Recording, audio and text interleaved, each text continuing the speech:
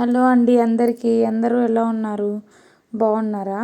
ఇది last Sunday రోజు మేము పిల్లల్ని తీసుకొని నెహ్రూ జూలాజికల్ పార్క్కి వెళ్ళాం.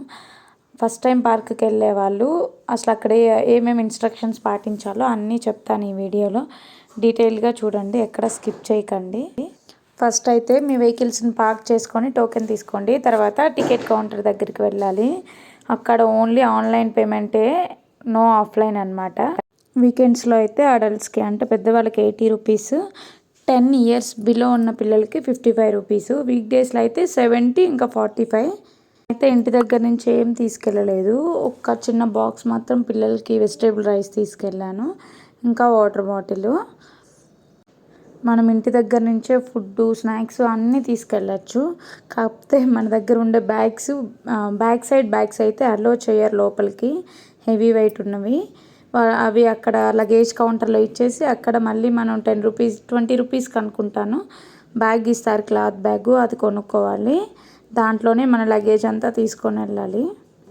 ఇంకా మేము గేట్ బయటే స్నాక్స్ తీసుకున్నాం. పాప్కార్న్ తీసుకుంటే వాడు ప్లాస్టిక్ కవర్లో నుంచి చించి మనకి పేపర్ కవర్లో పోసిచ్చాడు. అంటే ప్లాస్టిక్ నాట్ అలౌడ్ అనమాట లోపలికి.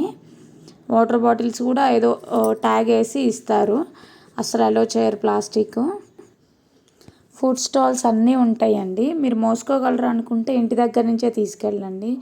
లేదు ప్రశాంతంగా తిరగాలనుకుంటే అక్కడే లోపల అన్నీ ఉంటాయి, అన్నీ దొరుకుతాయి.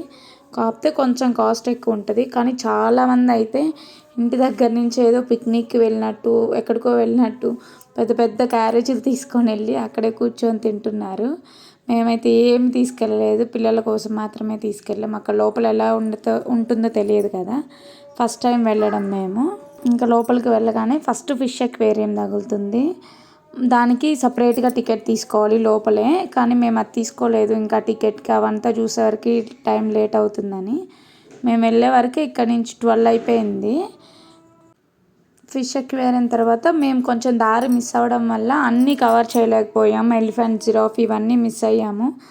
ఎలాగో కొన్ని ఇంకా అక్కడ వర్కర్స్ 2 నుంచే వాళ్ళు అక్కడ నుంచొని ఉంటారు, మనల్ని 4:35 కల్లా బయటికి పంపించడం కోసం.